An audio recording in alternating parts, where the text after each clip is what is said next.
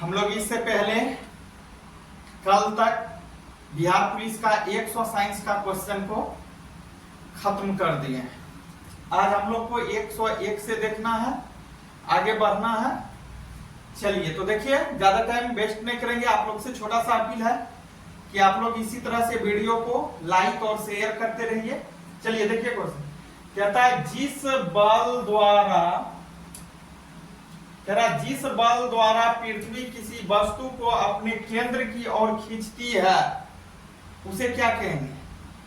जिस किसी भी बल के कारण या जिस किसी भी बल के द्वारा पृथ्वी किसी वस्तु को अपने केंद्र की ओर खींचती है या आकर्षित करती है तो उसे गुरुत्वीय बल कहते हैं, याद रखना।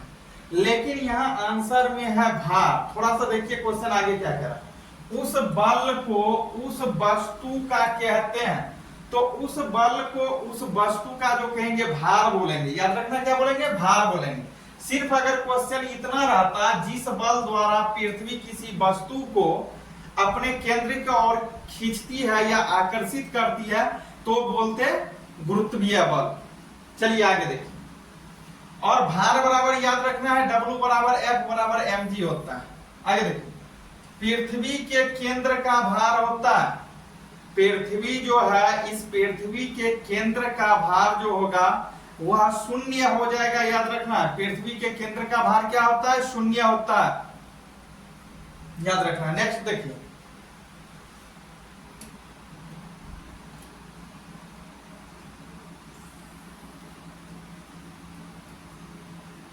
आगे क्वेश्चन है, क्या रहा? भार एक सदिश राशि है, इसे किससे मापा जाता है? भार एक सदिश राशि है, लेकिन इस भार को हम किससे मापेंगे?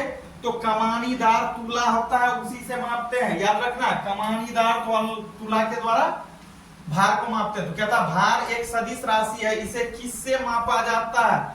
तो कमानीदार तुला के द्वारा मापते हैं। कमानीदार तुला कुछ इस टाइप का होगा, आप लोग देखे होंगे। इसमें पटियांक ऐसे ऐसे रहता है, इसमें ऐसे करके हुक लगा रहता है, जिसमें छोटा सा 1 kg 2 kg गैस किसी को लेना होता है तो मापते हैं। नेक्स्ट देखिए क्वेश्चन,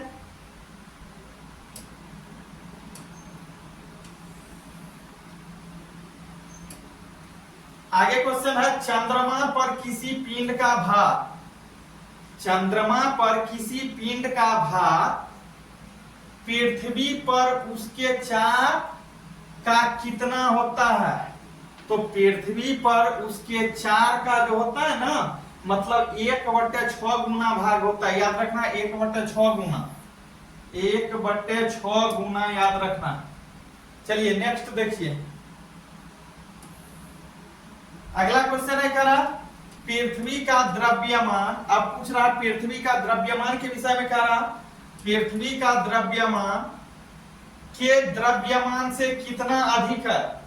पृथ्वी का द्रव्यमान चंद्रमा के द्रव्यमान से कितना अधिक है? कहने का मतलब यह हुआ कि पृथ्वी का कुल द्रव्यमान कितना है और चंद्रमा का कुल द्रव्यमान कितना है, दोनों में से घटा देंगे, दोनों को घटा देंगे एक दूसरे से बड़ा छोटा के अनुसार तो निकल जाएगा डायरेक्ट। आप देखिए, कह रहा पृथ्वी का द्रव्यमान चंद्रमा के द्रव्यमान से कितना अधिक है? तो पृथ्वी का द्रव्यमान जो होता है, याद रखना है, चंद्रमा के द्रव्यमान से कितना अधिक होता है? लगभग 81.5 गुनी, याद रखना है, 81.5 गुनी अधिक होती है, याद रखना। चलिए आगे देखिए, कह रहा पृथ्वी की त्रिज्या।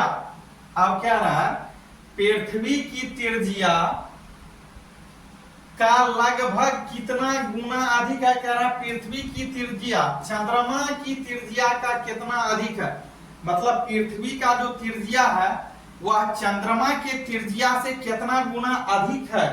अधिक पूछ रहा है, तो 4 गुनी अधिक है, याद रखना। आंसर क्या है? 4 गुनी।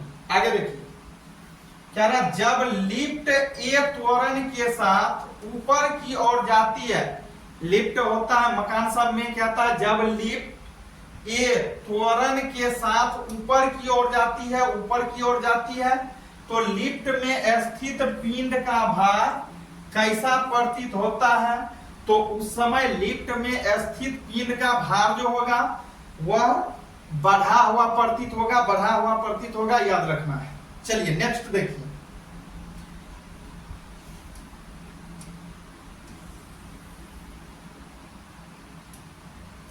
आगे क्वेश्चन है जब लिफ्ट ए, ये हो गया नहीं हुआ, ये वाला हुआ था। देखिए जब लिफ्ट ए त्वरण के साथ नीचे की ओर, वहां था जब लिफ्ट ए त्वरण की साथ कहां जा रहा है, ऊपर की ओर, यहां क्या है, नीचे की ओर। तो क्या रहा है, जब लिफ्ट ए त्वरण के साथ नीचे की ओर जाती है तो लिफ्ट में स्थित पिंड का भार क्या होगा, जब ऊपर के ओर जा रहा था तो बढ़ रहा था, और जब नीचे की ओर आएगा इधर तब क्या होगा, घटेगा, और ऊपर की ओर जाएगा तो बढ़ेगा। तो ये क्या होगा, घटा होगा।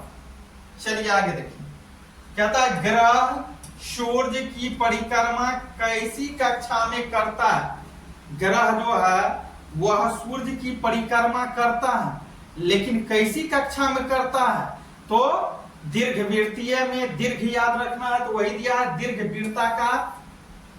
चलिए आगे देखिए,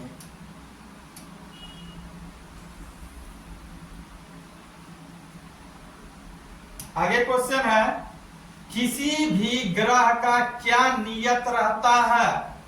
क्या रहा है, किसी भी ग्रह का कौन सा चीज है, ये क्या चीज है जो नियत रहता है, कांस्टेंट रहता है, जिसके कारण ग्रह का वेग सूर्य के निकट रहने पर बढ़ता है तथा दूर होने पर वेग कम हो जाता है। दूरी होगा तो वेग कम होगा, और जब निकट रहेगा तो अधिक क्या रहा। तो वही देखिए फिर से, किसी भी ग्रह का क्या नियत है, रहता है, जिसके कारण ग्रह का वेग सूर्य के निकट रहने पर बढ़ता है और सूर्य के दूर होने पर क्या होता है, वेग बढ़ जाता है। तो याद रखना है क्षेत्रीय वेग होता है, क्षेत्रीय वेग मतलब जिस जगह पे रहेगा।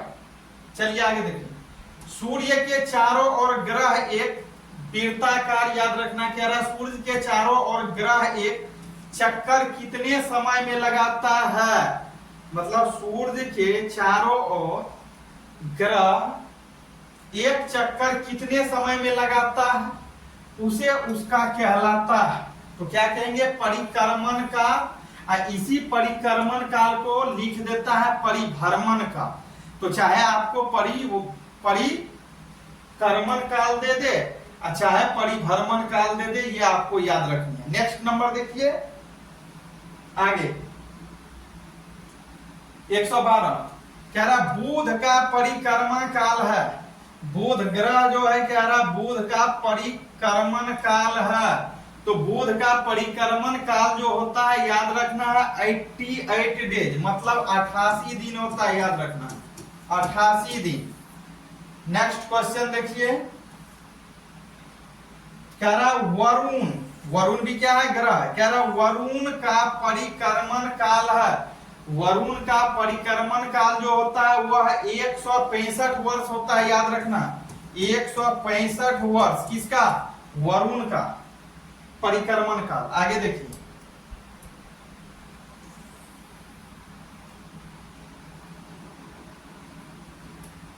आगे क्वेश्चन है किसी भी ग्रह की कक्षीय चाल किस पर निर्भर करती है।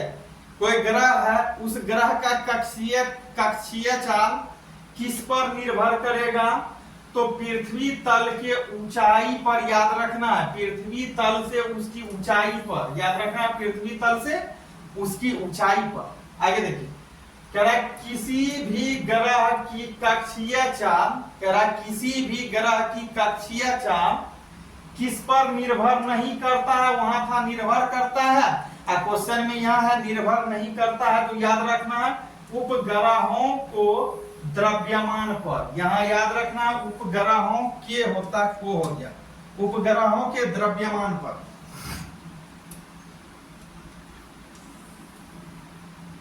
नेक्स्ट देखिए अगला क्वेश्चन, कह रहा पृथ्वी तल के अति निकट, मतलब पृथ्वी तल से अति निकट काफी नजदीक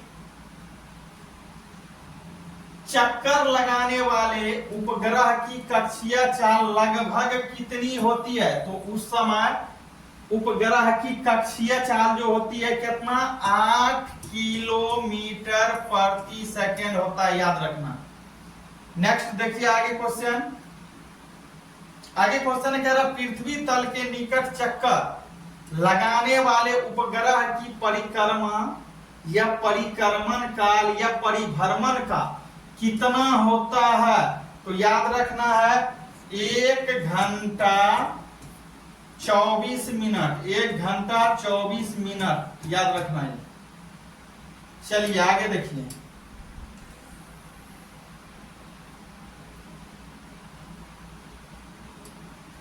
आगे का क्वेश्चन है कह रहा ऐसा उपग्रह जो पृथ्वी के लंबवत, कह रहा ऐसा उपग्रह जो पृथ्वी के लंबवत, लंबवत क्या हुआ? सीधा लंबवत। कह रहा है ऐसा उपग्रह जो पृथ्वी के लंबवत तथा पृथ्वी के परिक्रमण काल के, पृथ्वी के परिक्रमण काल के या परिभ्रमण काल के बराबर परिक्रमा करता है, उसे क्या कहते हैं? उसे बोलते हैं भू-अस्थायी उपग्रह। याद रखना भू-अस्थायी उपग्रह। आगे देखिए कहता भूतुल्यकालिक, भूतुल्यकालिक कक्षा में संचार उपग्रह स्थापित करने की संभावना सर्वप्रथम किसने दिया था या सर्वप्रथम किसने व्यक्त किया था? तो याद रखना है Arthur C colour, Arthur C colour. चलिए आगे देखिए।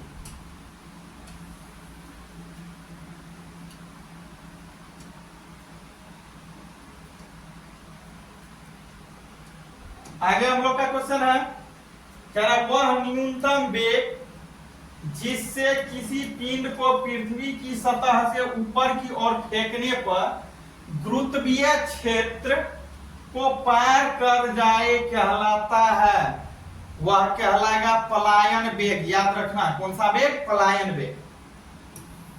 आगे देखिए कह रहा पृथ्वी के लिए होता, पृथ्वी के लिए पलायन वेग का मान क्या होता है? याद रखना है पृथ्वी के लिए पलायन वेग का जो मान होता है वह होता है 11.2 किलोमीटर प्रति सेकेंड। याद रखना। चलिए आगे देखिए कहता पलायन वेग कक्षीय वेग का कितना गुना होता है? पलायन वेग जो है वह कक्षीय वेग का कितना गुना होता है? याद रखना है तो √2 गुना। याद रखना। चलिए आगे देखिए कह रहा यदि किसी उपग्रह का कक्षीय वेग, कोई उपग्रह है उसका कक्षीय वेग √2 गुना 41% बढ़ा दिया जाए तो क्या होगा? उस समय उपग्रह अपनी कक्षीय छोड़कर पलायन करने लगेगा। ये याद रखना है। चलिए आगे देखिए।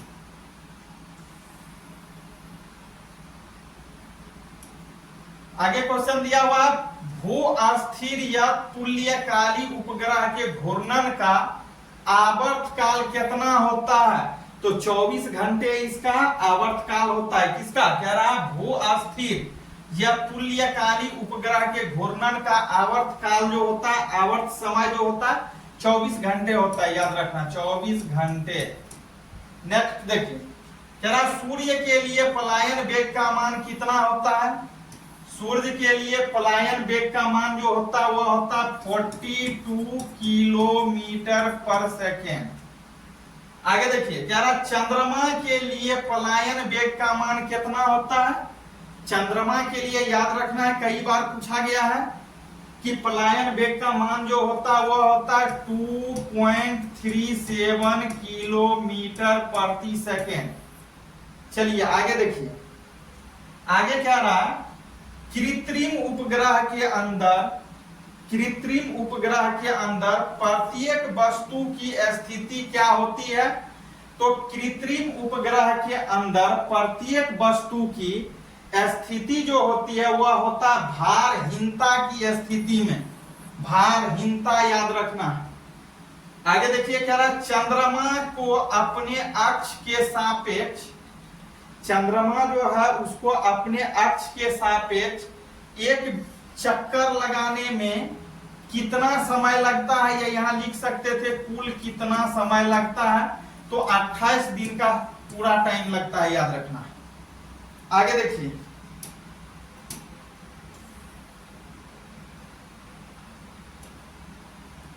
आगे क्वेश्चन है, पृथ्वी पर वायुमंडलीय दाब का क्या कारण होता है, क्या कारण है?